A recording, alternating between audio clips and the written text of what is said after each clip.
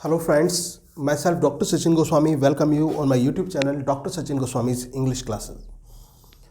दोस्तों कल क्या हुआ, वीडियो में वो हाफ पार्ट में वीडियो रह गई थी और जो हाफ पार्ट था उसका करेक्ट हो गया था। एनी हाउ वो करेक्ट हो गया था, तो इस वजह से आपको हाफ पार्ट ही उसका मिल पाया था। तो जहाँ से मैंने कल छोड़ा था मैं वहाँ से स्टार्ट कर रहा हूँ और आज का जो हमारा जेनर है वो सबसे पहले तो हम डिस्कस करेंगे मेटाफिजिकल पोइट्री। उसके बाद एक और फॉर्म हम कोई भी पोइट्री की या फिर किसी अदर जॉन की लेंगे, वो मैं आपको बता दूंगा कि हम क्या कराएंगे। लेकिन सबसे पहले जो टॉपिक अधूरा रह गया था उसे पूरा कर देते हैं। कल हम बात कर रहे थे मेटाफिजिकल पोइट्री की। जो मेटाफिजिकल पोइट्री है इसकी हम बात कर रहे थे और इसमें हमने जो डिस्कस किया था लास्ट में, मैं आपसे बात कर रहा था कि what type of love do we find in the poems of metaphysical age. जो मेटाफिजिकल एज है या मेटाफिजिकल पोइट्री है, इसमें किस प्रकार की जो पोएम्स हैं वो हमें देखने को मिलती हैं। वो मेटाफिजिकल पोइट्री कैसी होती है, किस प्रकार का जो लव है वो देखने को मिलता है। दोस्तों वो मैं आपको बताऊंगा कि किस प्रकार का लव है वो देखने को मिलता है, लेकिन उससे पहले आपको समझना जरूरी है कि कैसा एक माहौल क्रिएट किया जाता है, किस प्रकार के लव को प्रेजेंट किया जाता है इस पोइट्री में। जो जॉर्डन है वो अपनी पोइट्री में, जैसे कि हम जानते हैं मेटाफिजिकल लव। मेटाफिजिकल क्या है? Meta stand for beyond, physical मतलब फिजिकल ब्यूटी और नेचर, तो बियॉन्ड ऑफ फिजिकल ब्यूटी और नेचर इज कॉल्ड मेटाफिजिकल। अब इसमें जो लव है वो लव की हम बात करेंगे। पहले मैं एग्जांपल दे दूं फिर आपको बताऊंगा कि किस तरह का लव है। एक पोएम है जॉर्डन की जिसका नाम है वैलेडिक्शन फॉरबिडिंग मॉर्निंग। वैलेडिक्शन फॉरबिडिंग मॉर्निंग जो पोएम है इसमें वो एग्जांपल देते हैं गुणी व्यक्तियों का। स्टार्टिंग जो होती है पोएम की वो ये होती है, as virtuous men pass mildly away and whispers their souls to go whilst some of their sad friends do say the breath goes now and some say no। जब गुणी व्यक्तियों की मृत्यु होती है तो दोस्तों गुणी लोग क्या चाहते हैं? आपने देखा होगा बहुत से लोगों को जो वास्तव में बहुत श्रेष्ठ लोग होते हैं, वो ये कहते हैं कि मेरे मरने के बाद में मेरा जो कोई अपना है, मेरा कोई भी खास है, वो मेरी मृत्यु पर विलाप ना करे, वो रोए ना। क्योंकि आपने ये भी सुना होगा कि जब किसी की डेथ हो जाती है, हमारे नियर डियर या फिर जो हमारे अपने क्लोज होते हैं उनकी किसी की मृत्यु हो जाती है, तो हमारे जो नज़दीकी होते हैं, हमारे जो रिलेटिव्स होते हैं, हमारे जो फैमिली मेम्बर्स होते हैं, वो हमसे ये कहते हैं कि ज़्यादा मत रो, आंसू मत बहाओ। क्यों? क्योंकि मरने वाले की आत्मा को शांति नहीं मिलेगी। वो नहीं चाहते कि कोई भी दुखी रहे। आपने ये कहते हुए लोगों को सुना होगा और ऐसा ही होता भी है। और वही एग्जाम्पल यहाँ पर जॉर्डन जो है वो दे रहे हैं। किसको दे रहे हैं जॉर्डन? जॉर्डन यही एग्जाम्पल दे रहे हैं अपनी पत्नी को, क्योंकि जॉर्डन कहाँ जा रहे हैं? फ्रांस जा रहे हैं और फ्रांस जाने पर उनकी जो पत्नी है वो वहीं रुकेगी, लंदन में ही। तो वो अपनी पत्नी को समझाते हुए कहते हैं कि तुम्हें दुखी नहीं होना, क्योंकि हमारा जो प्रेम है ना वो गुणी लोगों की तरह है। वो कहते हैं as virtuous men pass mildly away and whispers their souls to go whilst some of their sad friends do say the breath goes now and some say no। जब गुणी लोगों की मृत्यु होती है तो वो ये चाहते हैं कि उनके मरने पर कोई विलाप ना करे। इसी प्रकार से वो अपनी पत्नी को समझाते हुए कहते हैं कि हमारा प्रेम भी गुणी लोगों की तरह है। हमारा प्रेम कोई ऐसा नहीं है डल सब्लिमिनरी लवर्स लव नहीं है हमारा, कि वो साधारण प्रेमियों का प्रेम हो, ऐसा हमारा प्रेम नहीं है। बल्कि हमारा तो जो प्रेम है वो बहुत उच्च प्रेम है और ऐसा प्रेम जिसको कोई भी जो ये ऑब्स्टिकल्स है ये उसको खत्म ना कर पाए, जिसको मिटा ना पाए, इस प्रकार का हमारा प्रेम है। तो तुम इस प्रेम को बनाए रखो और ये प्रेम हमारा कम नहीं होना चाहिए, क्योंकि जो दूरियां है ना, this is not the breach of our love, rather it is an expansion. ये हमारी जो प्रेम है, हमारा जो प्रेम है उसका ये अंत नहीं है दूरियां, बल्कि ये प्रेम का विस्तार है, वो ये उदाहरण देता है। दूसरा एग्जाम्पल इसी पोएम में आप देखेंगे कि गोल्ड का कहा गया है एरी थिनेस बीट। जब सोने को पीटा जाता है तो सोना महीन हो जाता है, बारीक हो जाता है, लेकिन आसानी से टूटता नहीं है जो सोना होता है। उसी प्रकार से सच्चा प्रेम होता है, उसी प्रकार से सच्चे प्रेमी होते हैं कि उनका प्रेम भी समाज की कितना ही विरोध क्यों ना हो जाए, कितनी ही बाधाएं क्यों ना आ जाए उनके प्रेम के बीच में, लेकिन उनका जो प्रेम है वो एक्सपेंड्स होता चला जाता है, वो विस्तृत होता चला जाता है, वो भी कभी खत्म नहीं होता। तो उनका प्रेम तो इस प्रकार से है, जो उनका प्रेम है वो किस प्रकार से है, वो एक सोने की तरह है। जैसे सोने को पीटने पर सोना महीन हो जाता है लेकिन आसानी से टूटता नहीं है, इसी प्रकार से सच्चे प्रेमियों का प्रेम होता है जो कि कभी खत्म नहीं होता। और एक और एग्जाम्पल इसी पोएम में वो देते हैं, if they be two they are two as stiff twin compasses are. अगर जो वो दो हैं तो वे दो प्रकार की टांगों की तरह हैं। प्रकार की दो टांगे होती हैं, एक तो ये होती है सेंट्रल जो केंद्र में रहती है, और एक होती है मूविंग जो घूमती है। तो वो ये कहते हैं कि मैं तो मूविंग लेग हूं, तुम सेंट्रल लेग हो, लेकिन अगर जो एक लेग साथ छोड़ दे तो it is not possible to complete the journey, it is not possible to make this circle. ये पॉसिबल नहीं है कि ये सर्किल बन पाए, इस सर्किल को नहीं बनाया जा सकता अगर जो एक भी साथ छोड़ दे।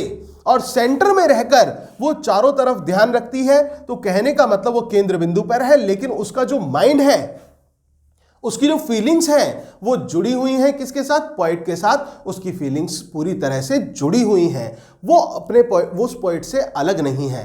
तो वो ये बात कहना चाहता है कि तुम मेरे पास ही हो, मेरे से दूर नहीं हो, और मेरे पास रहकर भी, मतलब मेरे से दूर रहकर भी मेरे पास ही हो। वो ये मैसेज देना चाहता है। तो दोस्तों ये जो लव हमें देखने को मिला, चाहे आप एग्जाम्पल फिनिक्स बर्ड का लें, जिसमें कैनोनाइजेशन में फिनिक्स बताए गए कि वो अपनी तुलना किससे कर देता है कि वो तो half body of male and half of female है, क्योंकि फिनिक्स एक ऐसी चिड़िया होती है जिसका आधा शरीर मेल का होता है, आधा फीमेल का होता है। इसके अलावा वो अपनी तुलना टैपर से कर देता है। टैपर क्या होती है, टैपर इज अ कैंडल, एक मोमबत्ती होती है जिसको टैपर कहा जाता है। तो मोमबत्ती जो होती है, मोम और बाती वो एक साथ जलते हैं, एक साथ बुझते हैं, उससे वो तुलना कर देता है। तो अलग अलग वो एग्जाम्पल अपने प्रेम के वो देते हैं। और फ्ली से तुलना कर दी, this flea is you and I, ये मक्खी नहीं, ये तो तुम और मैं हैं। और जैसा कि मैंने आपको बताया था, सनी राइजिंग पोएम में सूर्य को प्रेम का दुश्मन के रूप में उन्होंने दिखाया। तो इन सभी कॉन्सेप्ट से आपको एक चीज क्लियर होनी चाहिए कि ये जो पोएम है ये कैसी, मतलब ये जो लव है, the love that is presented in the metaphysical poetry is a kind of platonic love. ये क्वेश्चन आ जाता है कि मेटाफिजिकल पोएट्री में किस प्रकार के प्रेम को जगह दी गई है। तो ये प्लेटोनिक लव है। प्लेटोनिक लव कौन सा लव होता है, काइंड ऑफ स्पिरिचुअल लव जहां पर होता है, एक आध्यात्मिक प्रेम जो होता है वो एक प्लेटोनिक लव होता है, जिसमें डिवाइन लव माना जाता है, एक तरह से स्पिरिचुअल लव इसको माना जाता है। तो ये प्लेटोनिक लव हमें देखने को मिलता है किसमें, मेटाफिजिकल पोएट्री में। चाहे आप कोई भी एग्जाम्पल आप ले लीजिए, अलग अलग पोएम से, अलग अलग पोएट्स का आप एग्जाम्पल लोगे तो आपको ये प्लेटोनिक लव इसमें देखने को मिलेगा। तो मैंने आपको बताई इनकी poems. Go and catch a falling star में जो फ्रस्ट्रेशन ऑफ वुमेन कम्युनिटी है उसके बारे में इन्होंने रिप्रेजेंट किया। और इसके अलावा जो इनकी पोएम है सनी राइजिंग, उसमें सूरज को एक एनिमी के रूप में रिप्रेजेंट किया। इसके अलावा द फ्ली में एक काटने वाली मक्खी को, फ्ली को एक प्यार की ताकत के रूप में दर्शाया, जब वो कहते हैं this is our marriage bed, this flea is you and I and this is our marriage bed and marriage temple it is, कि ये फ्ली नहीं, ये तुम और मैं हैं, और ये हमारा मैरिज बेड है और मैरिज टेम्पल भी यही है।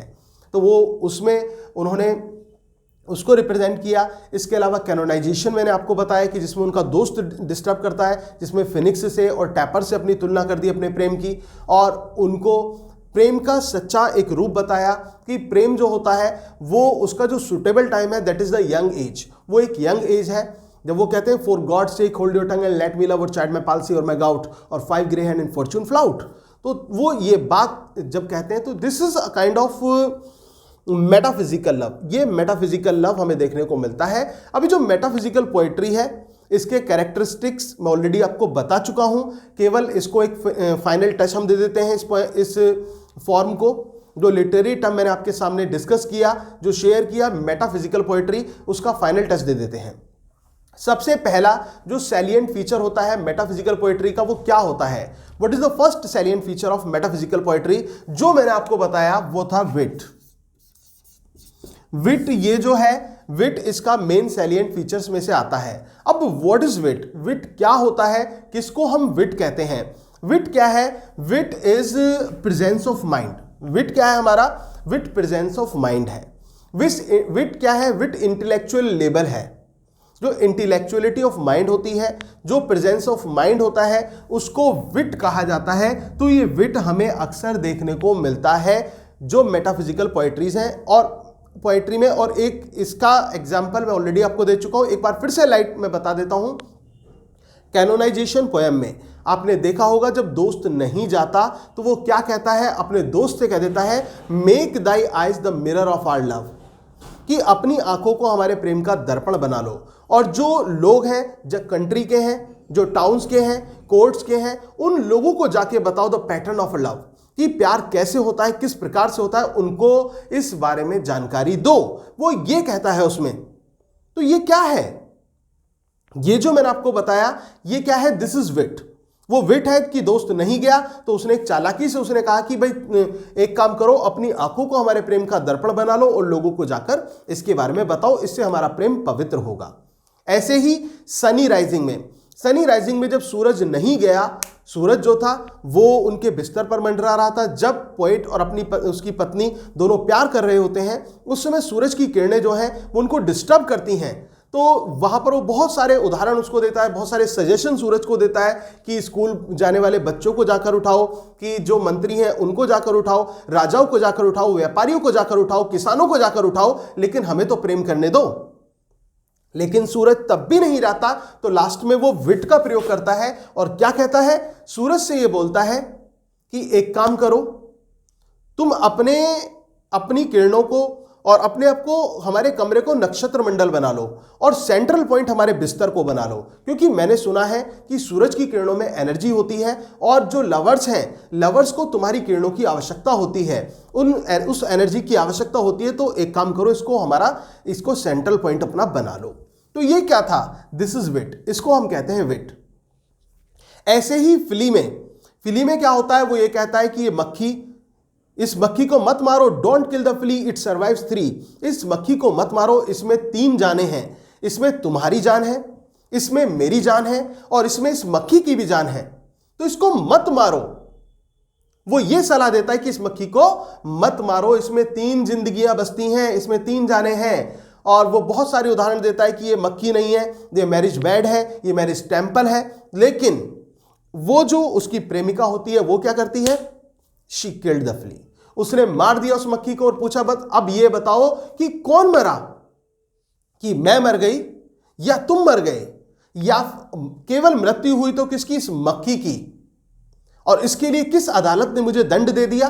कुछ तो नहीं हुआ। तो यहां पर फिर से जॉर्डन विट का यूज करते हैं और वो क्या कहते हैं? मैं तो केवल तुम्हें एग्जामिन कर रहा था, मैं तो तुम्हें आजमा रहा था कि how much do you love me, कि तुम मुझसे कितना प्रेम करती हो। क्योंकि एक सच्ची प्रेमिका वो होती है जो अपने प्रेमी की बात को मानती है। और ये तो बहुत छोटी सी बात थी कि मैंने तुमसे केवल इतना कहा था कि इस फिली को मत मारो, इस फिली को मत मारो, लेकिन तुमने मेरी बात नहीं सुनी, तुमने मेरी बात को नहीं माना। तो वो ये बात कहता है, इस बात के लिए कहा जाता है। तो ये बात है इसमें, तो ये विट है। ऐसे ही दोस्तों मैंने आपको बताया इसमें जक्स्टापोजिशन होता है। जस्टपोजिशन आप कह सकते हैं। जक्स्टापोजिशन क्या है? जहां पर 2 अपोजिट चीजों को एक साथ दर्शाया जाए। Where 2 opposite things are presented together, that is called juxtaposition। उसको juxtaposition कहा जाता है।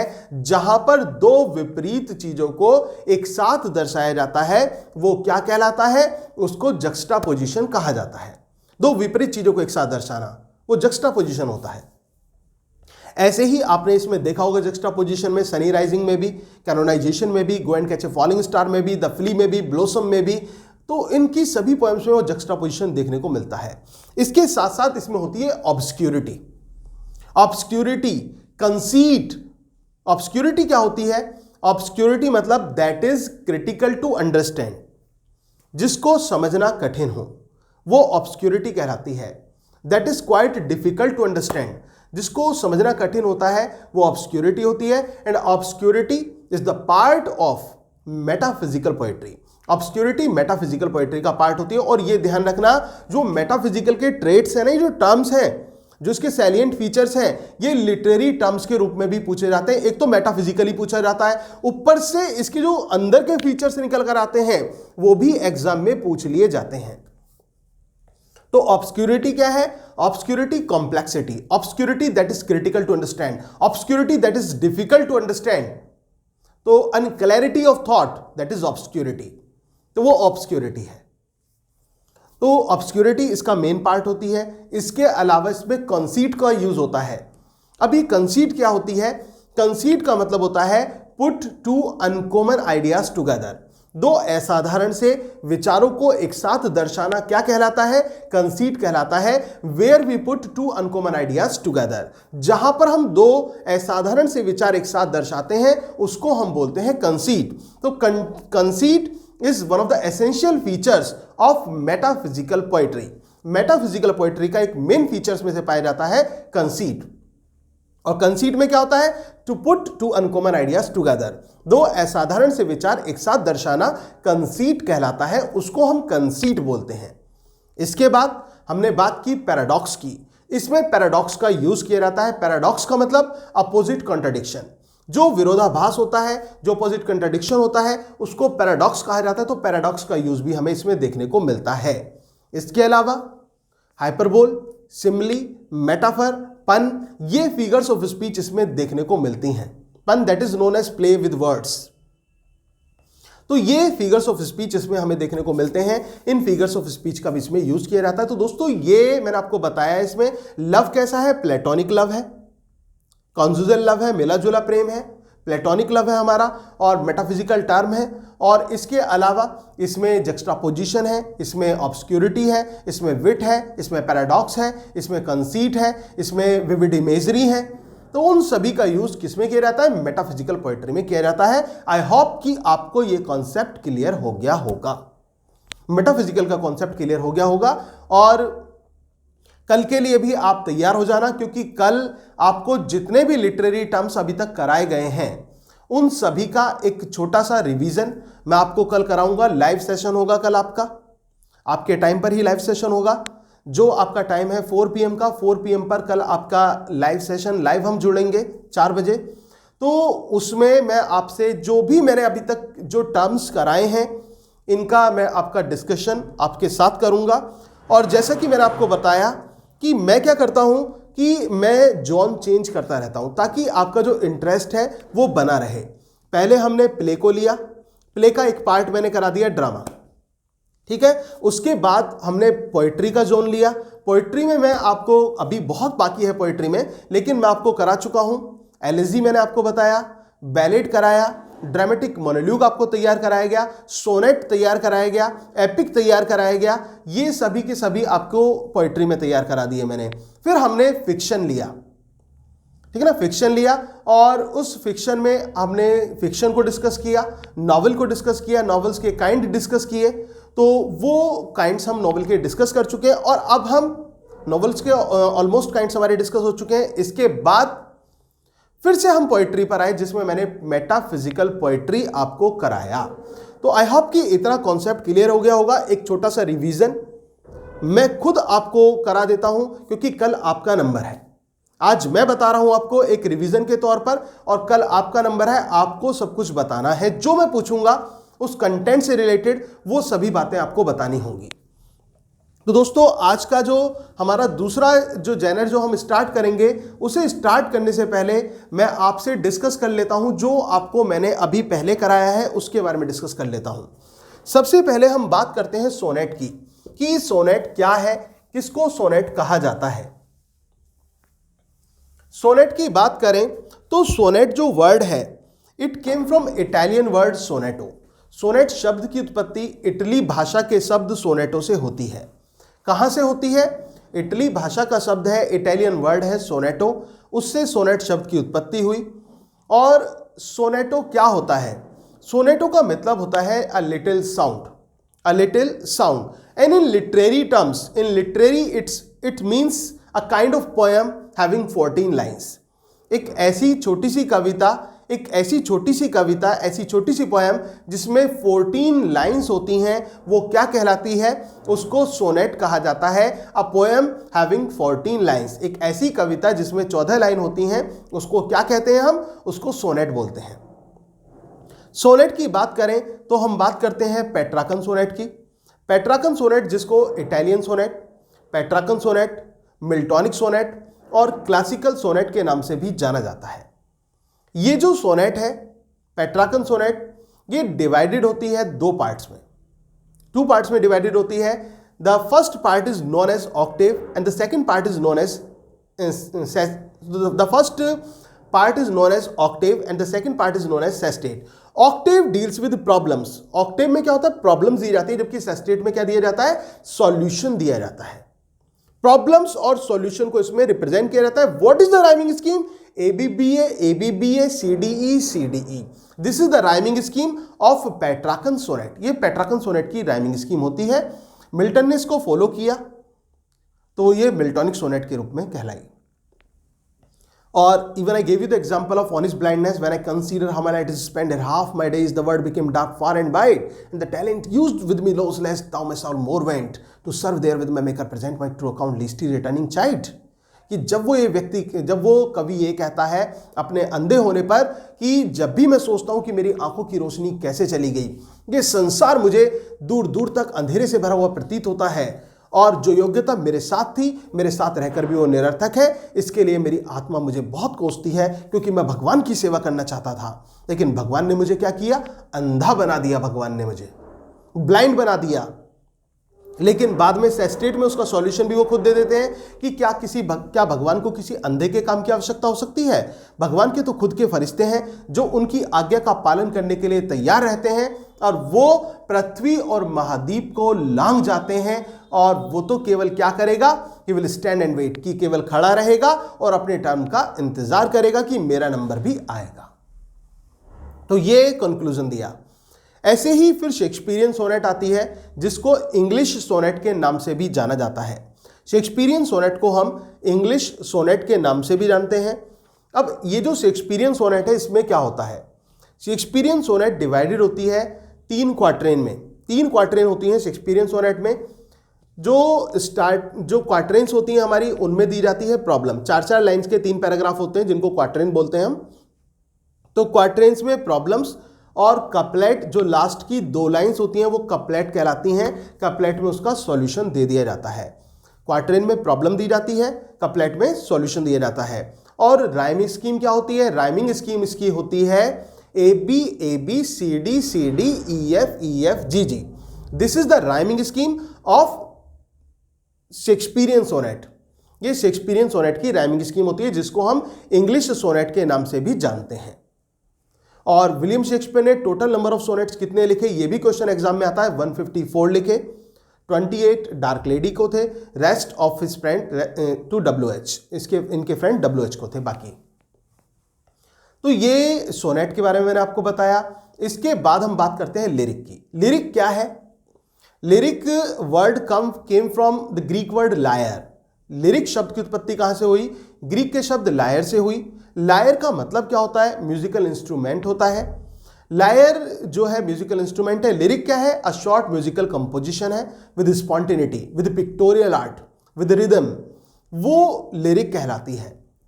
और लिरिक को जो एक मैच्योरिटी मिली या पॉपुलैरिटी मिली, वो किस एज में मिली? वो रोमांटिक एज में मिली लिरिक को। फिर इसके बाद ओड आती है। ओड क्या है? ओड भी म्यूजिकल कंपोजिशन है, ये लिरिक से लंबी होती है। Ode came from Odyssey and on the other hand lyric came from lyre. इसके बाद हमने बात करी बैलेड की। बैलेड क्या है? एक ट्रेडिशनल टिपिकल फोक सॉन्ग होता है जिसको बैलेड कहा जाता है, जिसमें सुपरनेचुरल एलिमेंट्स को ऐड किया जाता है। जो राजाओं की कहानी होती है, जो राजकुमारों की कहानी होती है, रानी की कहानी होती है, परियों की कहानी होती है, तो ऐसी जो टेल्स होती हैं, जो इस प्रकार की नैरेटिव टेल्स होती हैं, वो बैलेड का पार्ट होती हैं, उनको बैलेड कहा जाता है। अब इसके बाद हमने बात की एलेजी की। एलेजी क्या है? एलेजी एक सैड सॉन्ग होता है, एक शोक गीत, जिसको एलेजी कहा जाता है। एलेजी क्या है? एक सैड सॉन्ग है। एलेजी किसी की मृत्यु पर लिखे जाने वाला गीत होता है। एलेजी के काइंड की बात करें तो पर्सनल एलेजी, इम्पर्सनल एलेजी और पेस्टोरल एलेजी, ये 3 काइंड आते हैं। पर्सनल क्या है? जब पोइट अपने खुद की लाइफ पर, अपनी खुद की लाइफ को लेकर वो एक एलेजी लिखता है, वो पर्सनल बन जाती है, उसको पर्सनल कहते हैं। खुद की लाइफ मतलब अपने नियर डियर, अपने फ्रेंड, रिलेटिव, फैमिली मेंबर, किसी की मृत्यु होने पर अगर जो शोक गीत लिखा गया है तो वो पर्सनल एलेजी है।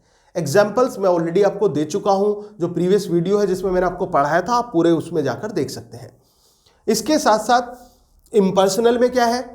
कोई स्पेसिफिक चीज है जिसका लॉस हुआ है, जो समाज के लिए, पॉइंट के लिए, सभी के लिए बहुत जरूरी है, तो वो क्या है? वो इम्पर्सनल एलेजी है, उस पर जो लिखा गया गीत है।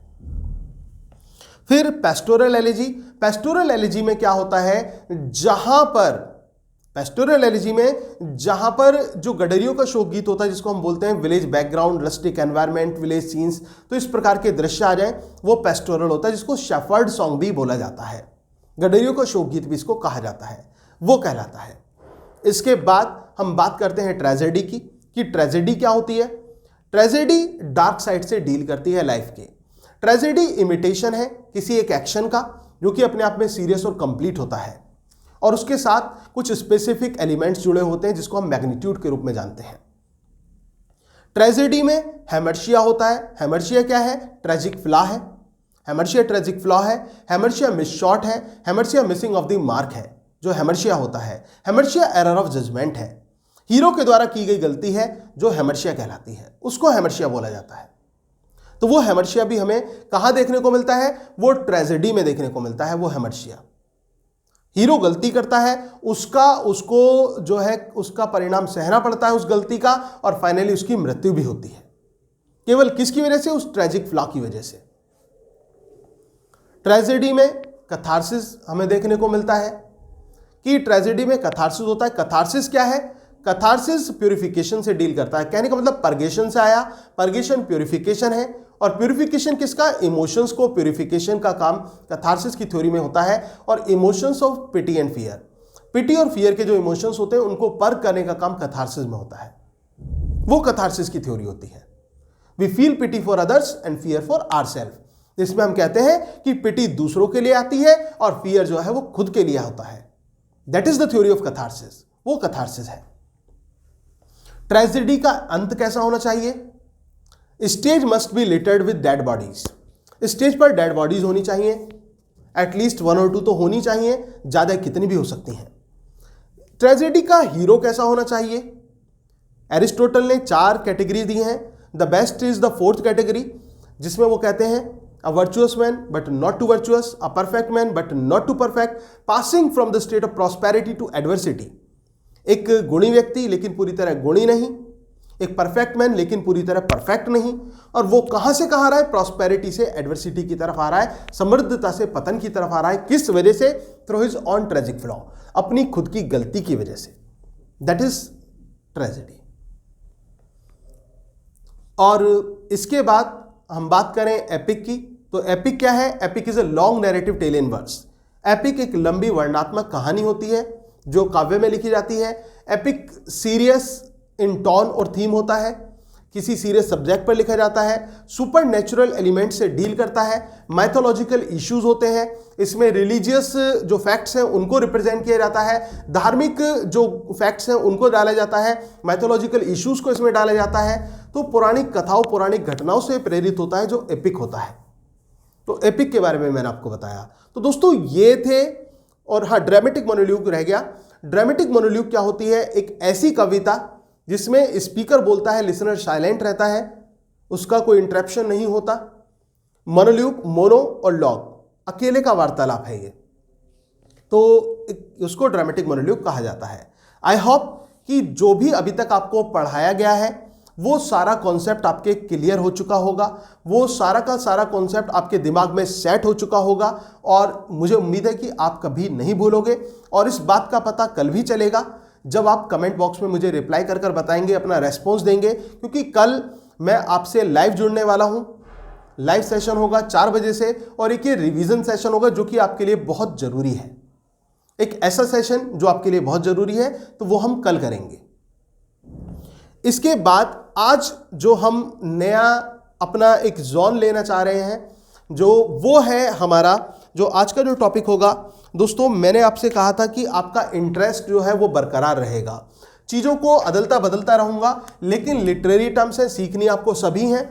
तो एक साथ एक जोन को ना लेकर अलग अलग चीज़ों को लेकर चलते हैं। जैसे स्टार्टिंग में हमने प्ले लिया, फिर उसके बाद पोइट्री ली, फिर उसके बाद फिक्शन लिया, फिर उसके बाद पोइट्री ली, and again I take from drama. ड्रामे का दूसरा पार्ट लेते हैं। ट्रेजेडी हम कर चुके हैं, कॉमेडी अभी रह रही है, तो कॉमेडी बाकी है, तो थोड़ी सी कॉमेडी आज कर लेते हैं। तो कॉमेडी को हम डिस्कस करेंगे, बट जस्ट अ मिनट।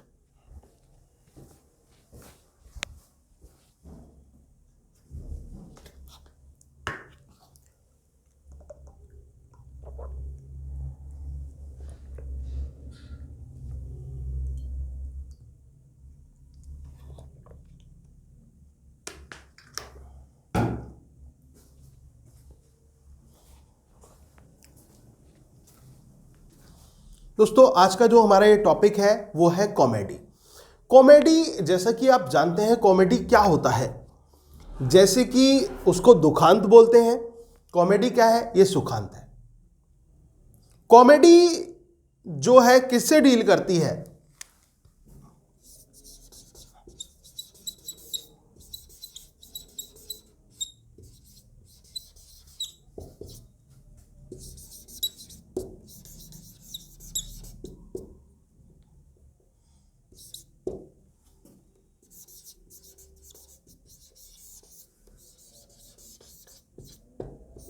जो हमारे जीवन का लाइट पार्ट होता है।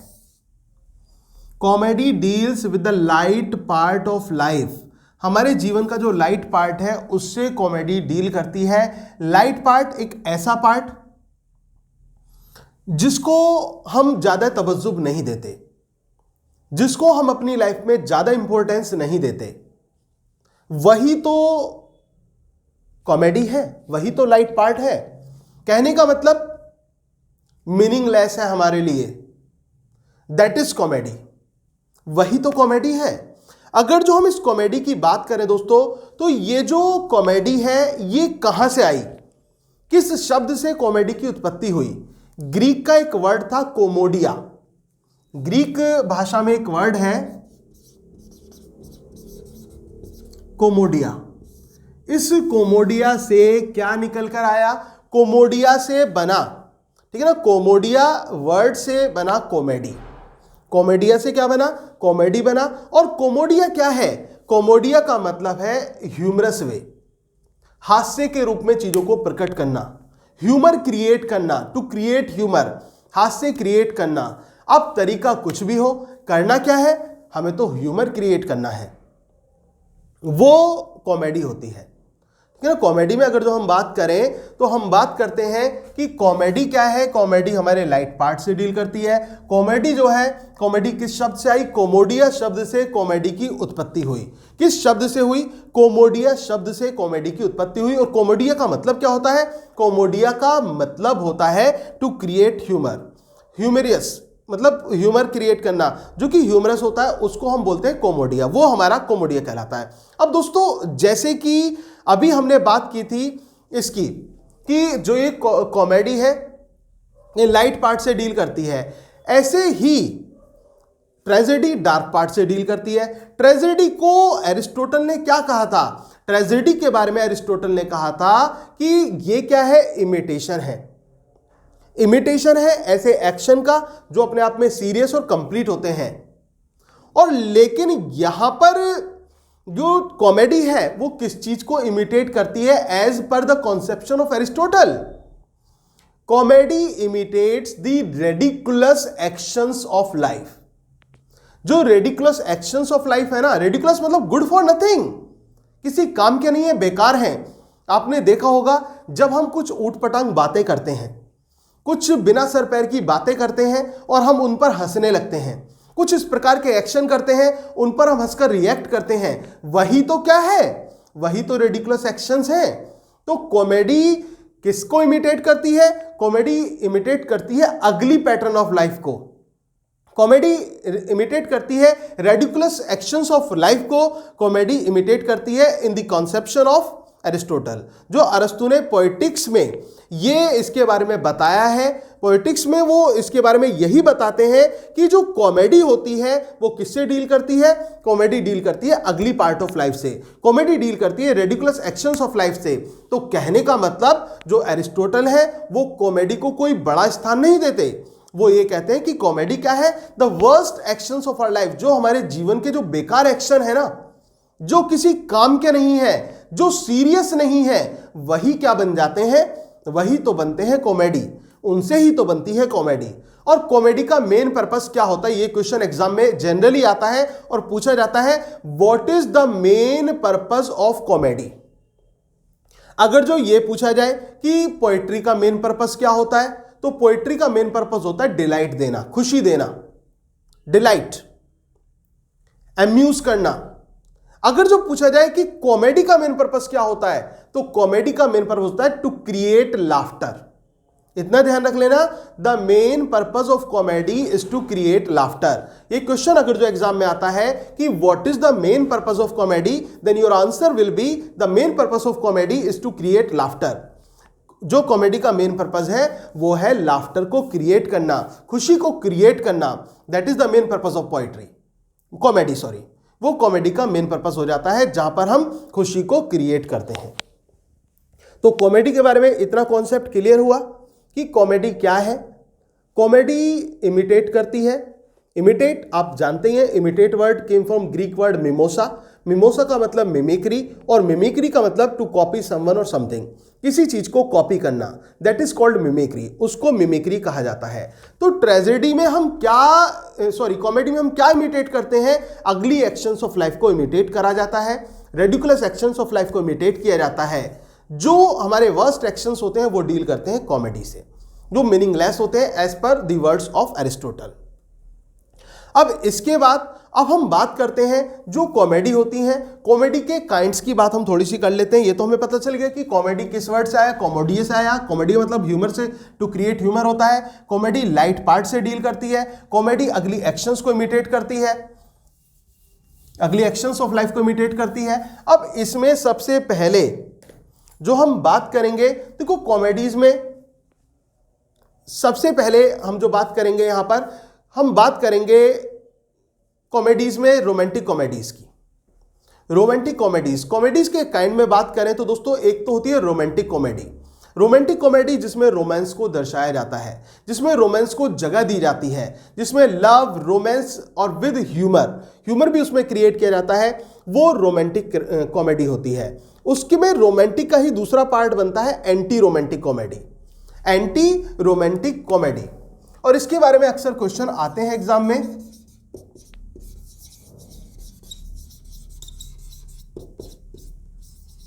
कि हम इनिशियल पार्ट की अभी बात कर रहे हैं। सबसे पहले हम बात करते हैं एंटी रोमांटिक कॉमेडी की। अब ये एंटी रोमांटिक कॉमेडी क्या होती है, किसको एंटी रोमांटिक कॉमेडी कहा जाता है? एंटी रोमांटिक, ध्यान रखना, एंटी रोमांटिक। एंटी का मतलब क्या होता है? एंटी एक तरह से किसी चीज के विरुद्ध होती है, रोमांटिक रोमांस के। तो जहां पर कुल मिलाकर मैं इसको आसान से शब्दों में कहूं, आपको बहुत सरल भाषा में अगर जो समझाने की कोशिश करूं, तो एंटी रोमांस में क्या होता है? जहां पर स्टेबिलिटी ऑफ लव ना हो, जहां पर प्यार की स्थिरता ना हो, that is called anti romantic. उसको एंटी रोमांटिक कहा जाता है। एंटी रोमांटिक में क्या है? प्यार की स्टेबिलिटी नहीं है, प्यार की स्थिरता नहीं बनी हुई है, वही तो एंटी रोमांटिक है। मतलब कुल मिलाकर चीजें इधर उधर फैल रही हैं, दैट इज एंटी रोमांस। कि हीरो और हीरोइन है, एक दूसरे से प्यार करते हैं, लेकिन उनके प्यार में क्या होता है, उनके प्यार में तभी कोई तीसरा व्यक्ति एंटर कर जाता है और उनका प्यार डगमगाने लगता है और वो हीरो किसी और से प्यार करने लगता है, हीरोइन किसी और से प्यार करने लगती है। This is called anti romance. ये एंटी रोमांस होता है। और जबकि विलियम शेक्सपियर को आपने पढ़ा हो तो सच्चे प्यार के बारे में विलियम शेक्सपियर क्या कहते हैं? अपनी पोएम ट्रू लव में विलियम शेक्सपियर कहते हैं, let me not to the marriage of true minds admit impediments, love is not love which alters when alteration finds, और bends with the remover to remove, कि मैं सच्चे प्यार के रास्ते में आने वाली किसी भी बाधा को स्वीकार नहीं करूंगा, क्योंकि वो प्यार प्यार नहीं है जो वक्त के हिसाब से बदल जाए, किसी के मिटाने से मिट जाए, किसी के झुकाने से झुक जाए, और वो प्यार प्यार नहीं हो सकता जो परिस्थिति देखकर अपना रुख बदल दे, वो प्यार प्यार नहीं हो सकता। लेकिन एंटी रोमांटिक कॉमेडी में तो ऐसा ही प्यार होता है, एंटी रोमांटिक प्लेज में तो ऐसा ही प्यार आपको देखने को मिलेगा जो वक्त के हिसाब से बदल जाता है, वक्त के हिसाब से झुक जाता है, वक्त के हिसाब से मिट जाता है। ऐसा प्यार हमें एंटी रोमांस में देखने को मिलेगा, ऐसे प्लेज में देखने को मिलेगा। इसका एग्जाम्पल भी मैं आपको दूंगा ताकि आपको पूरी तरह से समझ में आ सके, इसको आप अच्छी तरह से समझ सकें। तो वो अब इसका उदाहरण क्या है? अगर तो हम बात करें, एक प्ले है जीबी शाह का, जीबी शाह जिनका पूरा नाम है George Bernard Shaw. GB Shaw का एक प्ले है जिसका नाम है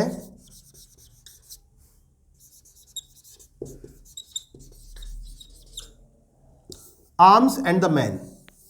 आर्म्स एंड द मैन, आदमी और हथियार, ये इसका टाइटल है। आर्म्स एंड द मैन की आर्म्स एंड द मैन का टाइटल, ये एक प्ले है और ये कॉमेडी है। और कैसी कॉमेडी है? ये एंटी रोमांटिक कॉमेडी है, एंटी रोमांटिक प्ले है।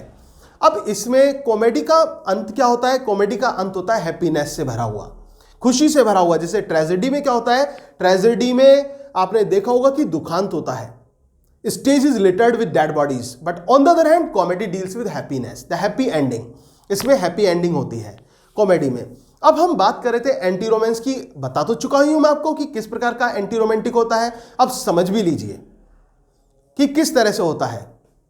तो दोस्तों आज मैं आपको समझाने जा रहा हूं एंटी रोमांटिक प्ले का एक एग्जाम्पल देकर, आर्म्स एंड द मैन का उदाहरण देकर। इसकी स्टोरी को मैं थोड़ा ब्रीफ में बताऊंगा, क्योंकि लॉन्ग में तो बहुत लंबी कहानी है, बट मैं थोड़ा ब्रीफ में आपको बता देता हूं आर्म्स एंड द मैन, ताकि आपको एंटी रोमांटिक कॉमेडी के फीचर्स आसानी से समझने को, मतलब आसानी से आप समझ सकें उनके फीचर्स को। ये जो आर्म्स एंड द मैन है, जिसका टाइटल है मतलब आदमी और हथियार, जिसको हम कहते हैं, ये एक एंटी रोमांटिक प्ले है, एंटी रोमांटिक कॉमेडी है, जिसका मुख्य किरदार है रैना। रैना जो कि एक यंग गर्ल है। रैना जो है वो एक यंग गर्ल है, but she is quite matured, लेकिन वो मेंटली पूरी तरह से मैच्योर्ड है।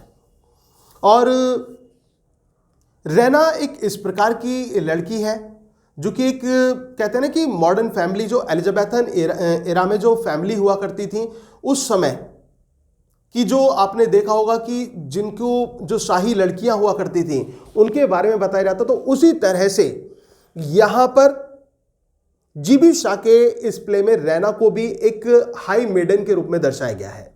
उच्च घराने में जन्मी एक लड़की रैना है, जो कि एक फिक्शनल अपने विजन्स में रहती है, अपनी काल्पनिक दुनिया में रहती है रैना। रैना एक यंग और ब्यूटीफुल गर्ल है जो कि अपनी खुद की दुनिया में रहती है। और जो ये प्ले है, इसकी स्टार्टिंग भी किससे होती है? रैना के कमरे से होती है। रैना के कमरे में प्रीशियस फर्नीचर पड़ा हुआ है। एक बेड है, साइड में एक टेबल रखी हुई है और सोफ़ा है, और बहुत प्रीशियस कर्टेन्स वहाँ पर लगे हुए हैं विंडोज़ पे। तो एक बहुत ही प्रीशियस रूम है, बहुत ही कॉस्टली फर्नीचर है कमरे का। लेकिन सबसे बड़ी बात यह है कि आज रात रैना ने जो गाउन पहना हुआ है, नाइट गाउन, वो कमरे के फर्नीचर की कीमत का कई गुना का गाउन है। अब आप अंदाजा लगा सकते हैं कि रैना का स्टेटस सिंबल क्या है, रैना कैसी एक लड़की है। रैना कहाँ रहती है? रैना रहती है बल्गारिया में। दोस्तों ये कहानी बल्गारिया की है। बल्गारिया में रैना रहती है। रैना अपने सेकंड फ्लोर पर रहती है वहां पर, और रैना जिस फ्लोर पर रहती है वहां की जो खिड़कियां हैं, उस कमरे की खिड़कियों को अगर जो खोलकर देखा जाए तो बुल्गारिया जैसे कि बर्फ से ढके हुए, मतलब एक ऐसा हिल स्टेशन है जहां पर पूरे समय बर्फ पड़ती है। तो बुल्गारिया में वो खिड़कियों को खोलकर प्रकृति के सुंदर दृश्य को निहारा करती है, वो बर्फ से भरी जो पहाड़ियां होती हैं उनको निहारा करती है। और जैसा कि मैंने आपको बताया, एक फिक्शनल लड़की आप इसको कह सकते हैं जो कि कल्पनाओं की दुनिया में रहती है, ऐसी रैना है। रैना को ये दृश्य देखना बहुत अच्छा लगता है, तो रैना ने अपनी खिड़की खोली हुई है और उस दृश्य को देख रही है। तभी जो है एक न्यूज़ आती है।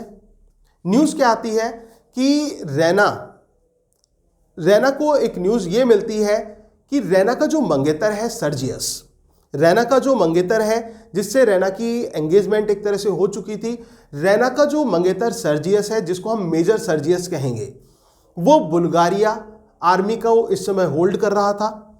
वो मेजर है बुल्गारिया आर्मी में, और ये न्यूज़ मिलती है कि बुल्गारिया ने, जो बुल्गारिया आर्मी है उनका युद्ध चल रहा था सर्बियन आर्मी से। बुल्गारिया आर्मी का सर्बियन आर्मी से युद्ध चल रहा था। उस युद्ध में जो बुल्गारिया आर्मी है उसने विजय हासिल की है, और उस युद्ध का जो नायक रहा है, हीरो रहा है, वो रैना का मंगेतर मेजर सर्जियस रहा है। रैना इस बात को सोचकर बहुत खुश होती है और रैना सर्जियस के फोटो को दिल से अपने गले से लगा लेती है और सर्जियस की बहादुरी में खो जाती है। इसी बीच में रैना की मां के द्वारा एक समाचार मिलता है, एक न्यूज़ मिलता है। और न्यूज़ क्या मिलती है? न्यूज़ ये है कि जो सर्बियन आर्मी का एक सिपाही है जिसका नाम ब्लंट शली है, जिसको भगोड़ा कहकर यहां पर संबोधित किया जाता है, फुगेटिव, कि जो कि एक भगोड़ा है, वो बुल्गारिया में एंटर हो चुका है। तो रैना से कहा जाता है कि रैना तुम अपनी खिड़की को अच्छी तरह से बंद करके सोना, कहीं वो जो भगोड़ा है वो यहां प्रवेश ना कर जाए। तो रैना को यह एडवाइस दी जाती है। रैना जो है वो कहती है ठीक है मैं ऐसा ही करूंगी। और रैना क्या करती है? रैना उस तभी खिड़कियों को लगाने की कोशिश करती है, लेकिन उसका बोल्ट जो था वो कहीं ना कहीं वो ढीला हो चुका था, तो वो प्रॉपर लग नहीं पाती। तो रैना उसको भिड़ा हुआ छोड़ देती है खिड़की को, अपनी खिड़की को, और तभी वो अपने बेड की तरफ जाती है। जो वो प्रीशियस नाइट गाउन रैना ने पहना हुआ था वो उसको उतार देती है और अपने बिस्तर पर चली जाती है। इसी बीच में क्या होता है, वो जो भगोड़ा है फुगेटिव, जैसा कि आप जानते ही हैं कि बुल्गारिया में वो एंटर कर चुका था, वो भगोड़ा पाइप के सहारे से वो बड़े कॉमिकली वे में एंटर कर जाता है कमरे में। रैना के रूम में वो घुस जाता है। रैना के रूम में जैसे ही वो घुसता है तो रैना तेजी से चिल्लाती है, लेकिन तभी वो बंदूक रैना के पीछे लगाकर उसका मुंह बंद कर लेता है और कहता है कि वो किसी प्रकार की मतलब शोर ना मचाए। और इसी बीच में वो जो भगोड़ा जिसने वहां पर प्रवेश किया है वो कुछ खाने की डिमांड करता है रैना से कि मुझे क्या कुछ खाने के लिए मिलेगा। तो रैना कहती है कि यहां पर खाने के लिए कुछ भी नहीं है, मैं तुम्हें खाने के लिए कुछ नहीं दे सकती। लेकिन वहीं पर वो एक चॉकलेट का डिब्बा देखता है जो कि रैना के कमरे में रखा हुआ था। जो ये फिक्शनल टाइप की लड़कियां होती हैं, आपने अक्सर देखा होगा, इनको चॉकलेट्स, टॉफीज ये पसंद होती हैं, तो रैना भी ऐसी ही है। तो रैना चॉकलेट्स पसंद करती है। रैना के कमरे में चॉकलेट का डिब्बा रखा हुआ था, तो वो ये कहता है वो डिब्बा रखा तो है, उसे दो ना मुझे। तो ब्लंट शली को जो रैना है वो चॉकलेट दे देती है और वो एक एक करके सारी चॉकलेट्स खा जाता है, उसका पूरा डिब्बा खाली कर देता है। इसी बीच में क्या होता है, इसी बीच में जो रैना के पास सिपाही आते हैं और वो गेट खटखटाते हैं, रैना से पूछते हैं कि कोई कमरे में किसी ने प्रवेश तो नहीं किया है, तो और वो चेकिंग के लिए बोलते हैं। तो वो कह देती है कि मैं यहां पर अकेली हूं और यहां पर ये टाइम सुटेबल नहीं कि तुम अंदर आ सको, तुम अंदर प्रवेश कर सको, तो तुम्हें इजाजत नहीं है, यहां पर कोई भी नहीं है, वो ये कह देती है रैना। और वो तभी घर की नौकरानी लूका, घर में नौकरानी है लूका, लूका कहती है कि मुझे मालकिन ने चेकिंग के लिए भेजा है तो मेरा आना बहुत जरूरी है। और घर की जो मालकिन थी वो कौन थी? कैथरीन, जो कि रैना की मदर है। कैथरीन वो घर की मालकिन थी, उन्होंने लूका को भेजा था। अब लूका जाती है और इसी बीच में रैना ने ब्लेंड शली को जो है पर्दे के पीछे छुपा दिया था। अब लूका को शक कैसे हुआ था, इसका भी मैं कारण बता देता हूं कि शक होने का कारण क्या था। दो कारण थे। एक तो रैना के कमरे से एक रैना की आवाज आना। और रैना क्यों चिल्ला गई थी? क्योंकि रैना इसी बीच में जब वो पलंग के पास खड़ी हुई थी तो जो बंदूक थी ब्लेंड शली की, जब वो चॉकलेट खा रहा था तो उस समय उसकी बंदूक पलंग पर रखी रह गई थी और रैना बाय मिस्टेक उस बंदूक के ऊपर बैठ गई। तो वहां पर रैना की चीख निकल जाती है। तो तब ब्लेंड शली रैना से ये कहता है कि तुम क्यों चीख रही हो, तुम्हें चीखने की कोई जरूरत नहीं है, क्योंकि इस बंदूक में गोली नहीं है, मैं कारतूस नहीं रखता, मतलब मैं गोलियां नहीं रखता बंदूक में। और तो फिर रैना पूछती है तो तुम क्या रखते हो? वो ये कहता है कि मैं तो अपनी जेब में चॉकलेट और टॉफीज रखता हूं, जब भी बंदूक की आवाज तेजी से चलती है दूसरी तरफ से तो मैं नीचे को झुकता हूं और एक चॉकलेट खा लेता हूं।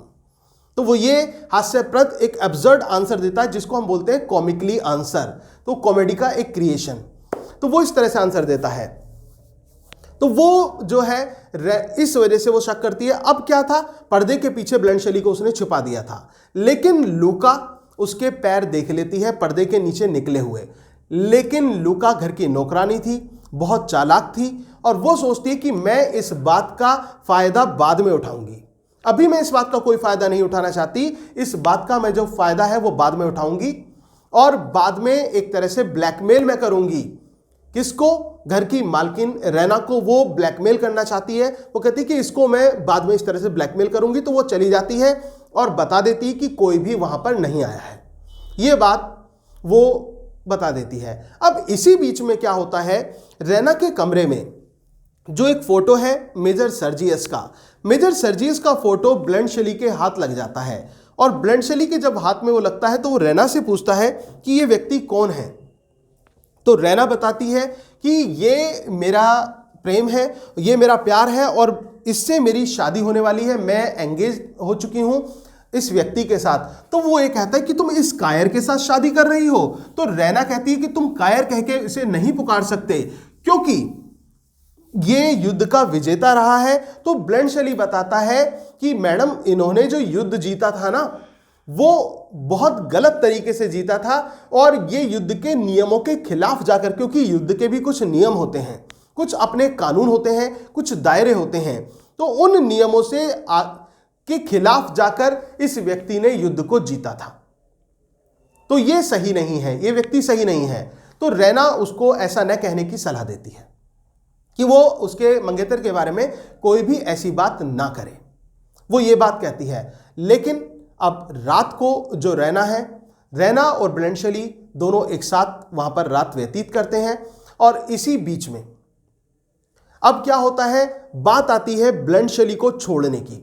अब रैना जो है, क्योंकि अपनी मां से बहुत ओपन थी रैना कैथरीन से, तो वो कैथरीन को इस सच के बारे में बता देती है और ब्लेंड शली से कहती है तुम चिंता मत करो, मैं मदर को कन्विंस कर लूंगी।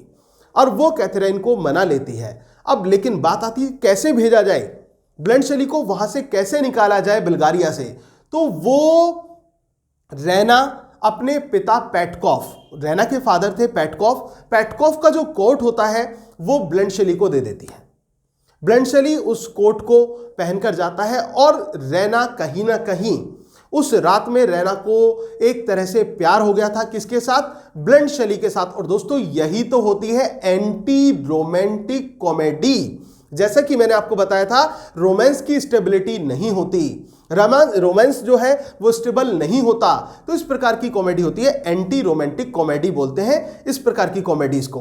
तो रैना क्या करती है, रैना मेजर पेटकोफ का जो कोट है वो उसको दे देती है क्योंकि वो उससे प्यार करने लगी थी। और इतना ही नहीं, उस कोट की जेब में वो अपना फोटो डाल देती है और उस पर लिख देती है एक प्यारा सा नजराना मेरे चॉकलेट क्रीम सोल्जर के लिए। एक प्यारा सा नजराना है ये मेरे चॉकलेट क्रीम सोल्जर के लिए, उसको डाल देती है उसकी जेब में, ताकि जब वो कभी देखे तो उसको पता चल सके कि रैना उससे वास्तव में बहुत प्यार करने लगी थी और एक रात के अंदर ही। और दोस्तों इसी बीच में मैं आपको एक छोटा सा एपिसोड है वो भी वहां पे बताना चाहूंगा।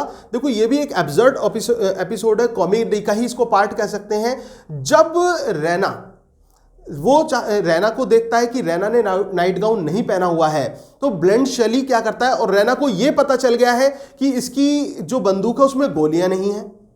तो अब ब्लेंड शैली को लगता है कि इसको यह पता चल गया है कि मेरे पास गोलियां नहीं है, तो ये कहीं इस चीज का फायदा ना उठा ले, तो वो उसके गाउन को उठा लेता है और अपने पास रख लेता है। उसके नाइट गाउन को अपने एक अस्त्र के रूप में वो उसका यूज करता है, ताकि उसको पता था कि रैना इस कंडीशन में बाहर नहीं जाएगी, तो इस वजह से उसके नाइट गाउन का भी वो यूज करता है। तो ये भी एक कॉमिक सीन में ही आता है। अब क्या होता है, ब्लेंड शैली वहां से चला जाता है। ब्लेंड शैली वहां से चला जाता है और घर में प्रवेश होता है सर्जियस का, मेजर सर्जियस। जी हाँ, ये वही मेजर सर्जियस है जिससे रैना की मंगनी हो चुकी है।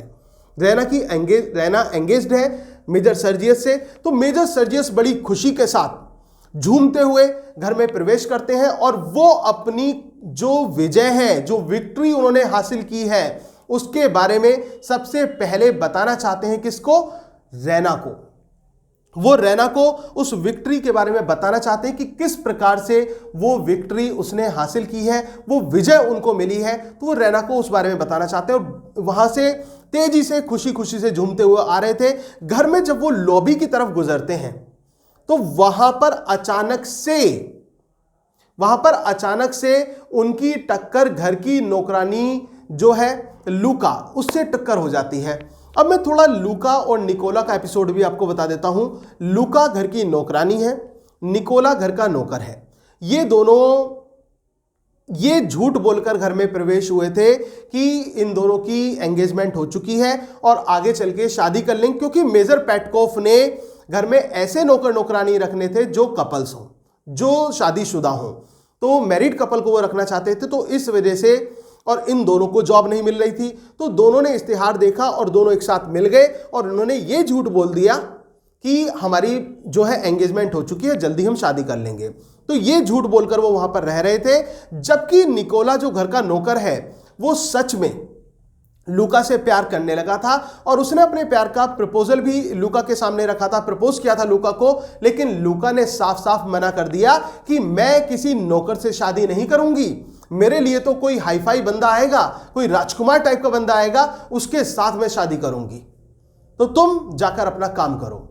तो निकोला को ये बात सुनकर बड़ा धक्का लगा, बड़ा बुरा लगा कि लूका ने उसकी इस तरह से इंसल्ट करी। और जबकि लूका भी कौन थी? नौकरानी थी, लेकिन उसके ख्वाब जो थे वो रानियों वाले ख्वाब थे। तो वही शायद उसका जो स्वप्न है वो यहां पर पूरा होने के कगार पर हमें नजर आता है। अब जब मेजर सर्जियस जो है वो घर में आते हैं, तो अचानक से जब वो लॉबी के पास से होकर गुजर रहे होते हैं तब उनकी टक्कर हो जाती है। और उनकी टक्कर किससे हो जाती है? उनकी टक्कर हो जाती है घर की नौकरानी लूका से। जो घर की नौकरानी लूका होती है उससे मेजर सर्जियस टकरा जाते हैं। मेजर सर्जियस की टक्कर किससे हुई? घर की नौकरानी लूका से हो गई। और उसी बीच में लूका सर्जियस को देखती है, सर्जियस लूका को देखता है और दोनों एक दूसरे के प्रति आकर्षित हो जाते हैं। दोस्तों यही तो होती है एंटी रोमांटिक कॉमेडी।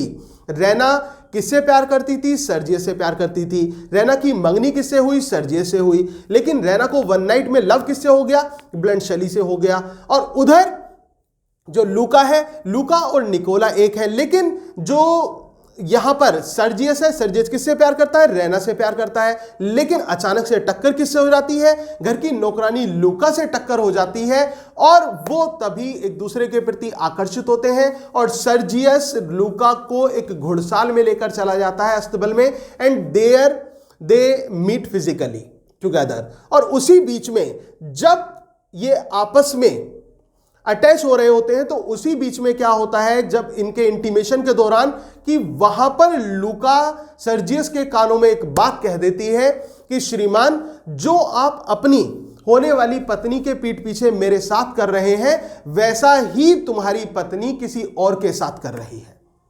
अब यह बात सर्जियस को बर्दाश्त नहीं होती, यह बात वो इजीली डाइजेस्ट नहीं कर पाता। अब देखने वाली बात यह है कि क्या सर्जियस रैना से को कन्विंस कर पाएगा? क्या रैना एक बार फिर से सर्जियस से दोबारा से जुड़ पाएगी, उससे प्यार करेगी, या फिर रैना का जो लाइफ है वो अलग हो जाएगी? क्या लूका को वास्तव में सर्जियस मिल पाएगा? To be continued tomorrow. Thank you very much, yours doctor Sachin Goswami. दोस्तों, अगर वीडियो अच्छी लगी हो तो वीडियो को लाइक जरूर करना और कमेंट करके रेस्पॉन्स भी बताना। Thank you very much.